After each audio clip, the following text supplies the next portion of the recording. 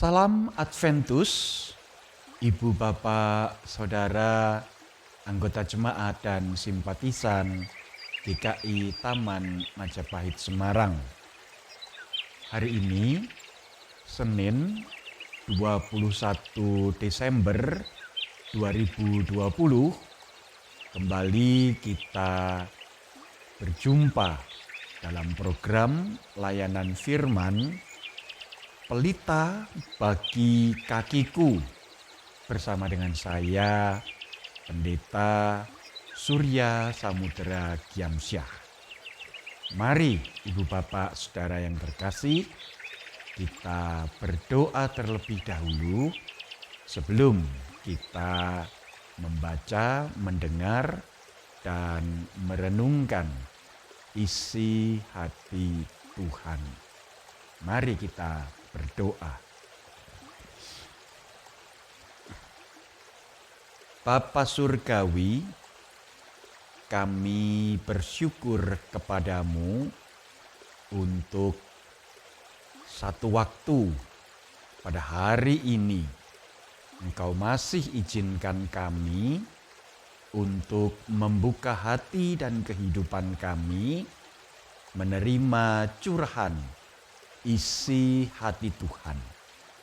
Oleh karena itu kami berdoa, memohon kiranya manakala kami membaca, mendengar, merenungkan isi hatimu itu, Roh Kudus memampukan kami menyediakan kehidupan kami sebagai tanah liat, sehingga tangan-Mu, ya Tuhan, tangan Sang Penjunan itu boleh membentuk kehidupan kami. Berkata-katalah, kami siap untuk mendengar dalam nama Tuhan Yesus Kristus. Kami memohon pertolongan Roh Kudus. Amin. Ibu Bapak, Saudara yang terkasih, bacaan dan renungan kita pada hari ini dibacakan dari Ibrani 9 ayat 1 sampai dengan ayat yang ke-14. Satu bagian yang secara leksionaris oleh Lembaga Alkitab Indonesia diberi judul Tempat Kudus di Bumi dan di Surga. Ibrani 9 ayat 1 sampai 14 akan saya bacakan. Demikian firman Tuhan. Memang perjanjian yang pertama juga mempunyai peraturan-peraturan untuk ibadah dan untuk tempat kudus buatan tangan manusia. Sebab ada dipersiapkan suatu kemah, yaitu bagian yang paling depan, dan di situ terdapat kaki dian dan meja dengan roti sajian. Bagian ini disebut tempat yang kudus. Di belakang tirai yang kedua terdapat suatu kemah lagi yang disebut tempat yang maha kudus. Di situ terdapat mezbah pembakaran ukupan dari emas dan tabut perjanjian yang seluruhnya disalut dengan emas. Di dalam tabut perjanjian itu tersimpan buli-buli emas berisi mana, tongkat Harun yang pernah bertunas, dan loh-loh batu yang bertuliskan perjanjian. Dan di atasnya kedua kerup kemuliaan yang menaungi tutup pendamaian. Tetapi hal ini tidak dapat kita bicarakan sekarang secara terperinci. Demikianlah caranya tempat yang kudus itu diatur. Maka imam-imam senantiasa masuk ke dalam kemah yang paling depan itu untuk melakukan ibadah mereka.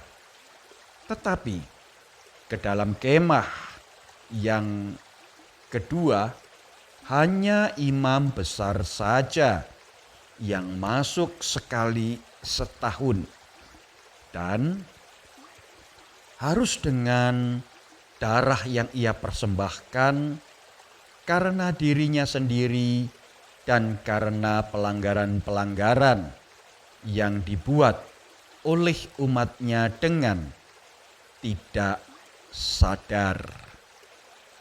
Dengan ini, Roh Kudus menyatakan bahwa jalan ke tempat yang kudus itu belum terbuka selama kemah yang pertama itu masih ada. Itu adalah kiasan masa sekarang.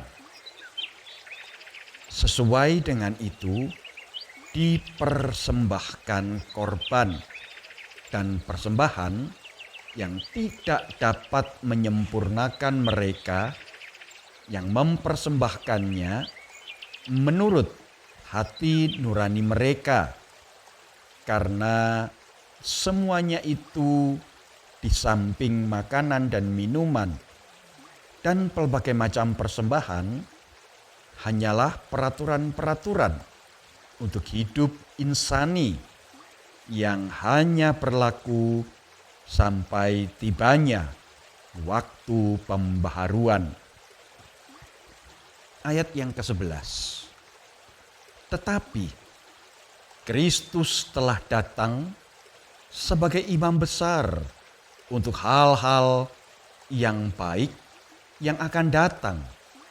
Ia telah melintasi kemah yang lebih besar dan yang lebih sempurna, yang bukan dibuat oleh tangan manusia, artinya yang tidak termasuk ciptaan ini, dan ia telah masuk satu kali untuk selama-lamanya ke dalam tempat yang kudus, bukan dengan membawa darah domba jantan dan darah anak lembu, tetapi dengan membawa darahnya sendiri. Dan dengan itu ia telah mendapat kelepasan yang kekal. Sebab jika darah domba jantan dan darah lembu jantan dari percikan abu lembu muda menguduskan mereka yang najis sehingga mereka disucikan secara lahiriah, betapa lebihnya darah Kristus yang oleh Roh yang kekal telah mempersembahkan dirinya sendiri kepada Allah sebagai persembahan yang tak bercacat, akan menyucikan hati nurani kita dari perbuatan-perbuatan yang sia-sia, supaya kita dapat beribadah kepada Allah yang hidup. Sampai sedemikian jauh pembacaan firman Allah. Yang berbahagia ialah kita yang boleh dengan setia hidup dalam terang firman Tuhan. Maranatha. Ibu bapak, saudara yang terkasih di dalam Tuhan Yesus Kristus. Kiasan atau gambaran adalah suatu hal yang sangat kita senangi supaya kita dapat lebih mengerti dan memahami makna dari apa yang hendak disampaikan oleh kiasan tersebut. Nah, Ibu Bapak, Saudara yang terkasih, di samping saya ada pohon Natal imut, cute, mini dengan bentuk seperti pohon cemara. Tahukah mengapa pohon cemara yang digunakan sebagai pohon Natal? Nah, memang Natal diperingati di Eropa dan di Amerika di tengah-tengah situasi musim dingin yang sangat berat untuk dilalui. Salju turun begitu lebat sehingga pohon-pohon meranggas, menggugurkan dedaunan, bahkan banyak dari antara pohon-pohonan itu yang tidak dapat bertahan hidup. Demikian juga dengan makhluk-makhluk hidup yang lain. Rata-rata mengambil ruang, tempat untuk bersembunyi, tidak menampilkan diri. Mereka masuk ke gua-gua, masuk ke liang-liang. Manusia juga enggan untuk keluar rumah.